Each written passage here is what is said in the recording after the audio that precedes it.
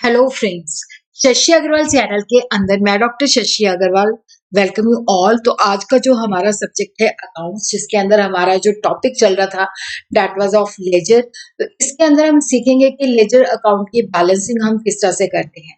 तो ledger account की balancing करनी बहुत ही असेंशियल है, क्योंकि उससे हमें पता चलता है कि हमारा जो अकाउंट है उसका डेबिट बैलेंस है कि क्रेडिट बैलेंस है।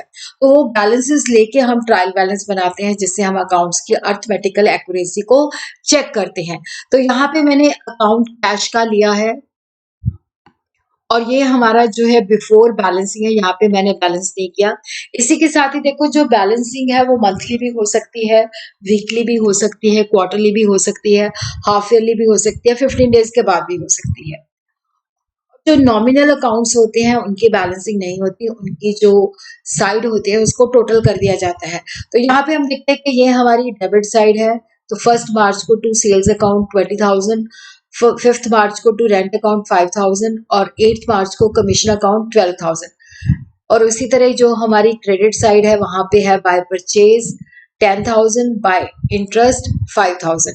तो यहाँ पे देखो, ये हमारे पास कैश अकाउंट दिया हुआ है बिफोर बैलेंसिंग। अब हमने इसको बैलेंस करना है, तो यहाँ पे हम क्या करेंगे कि जो डेबिट साइड का टोटल है रफ के अंदर, वो टोटल कर लेंगे। 20,000 प्लस 5,000 प्लस 12,000, तो ये आ जाता है 37,000। उसी तरह हम क्रेडिट साइड का टोटल कर लेंगे, ये आ जाता है 10,000 plus 5,000, that is 15,000।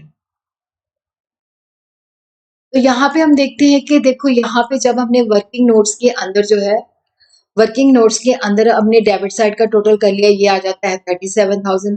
Credit side का टोटल कर लिया 15,000, और जो हमारा डिफरेंस है वो आ जाता है 37,000 माइनस 15,000। तो डिफरेंस जो है 22,000 है। देखो, हमारी जो क्रेडिट साइड है वो छोटी है, डेबिट साइड बड़ी है। तो अब हमने क्या करना है कि जो एंड ऑफ द मंथ हम ये बैलेंस, क्योंकि क्रेडिट साइड छोटी है तो वहां पे हम लिखेंगे बैलेंस कैरी डाउन, और क्रेडिट साइड पे हम लिखेंगे 22,000। तो यहाँ पे हमने कैश अकाउंट बनाना है आफ्टर बैलेंसिंग।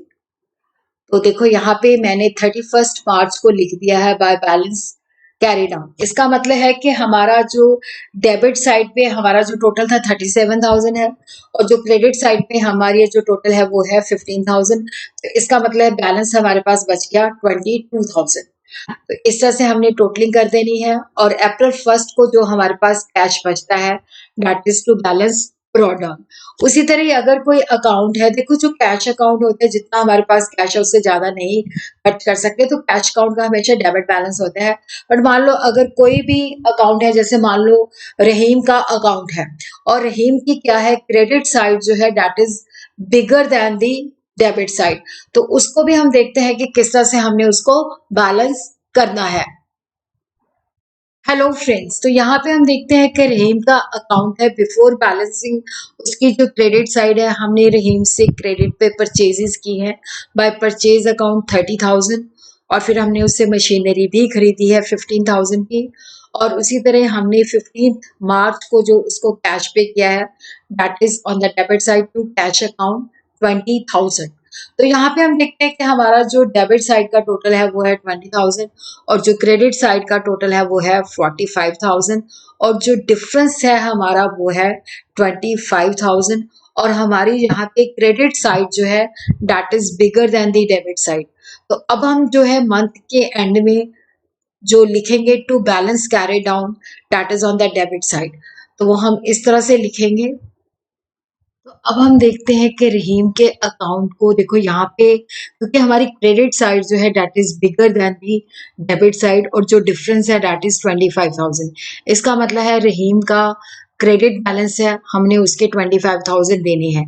तो 31 मार्च को हम यहाँ पे लिख देंगे to balance carry down debit side पे, क्योंकि क्रेडिट साइड बड़ी है, डेबिट साइड छोटी है। और उसी तरह हम 1 अप्रैल को लिखेंगे by balance brought down on the credit side 25,000। इसका मतलब है रहीम का जो है क्रेडिट बैलेंस है 25,000, हमने रहीम के 25,000 जो है देने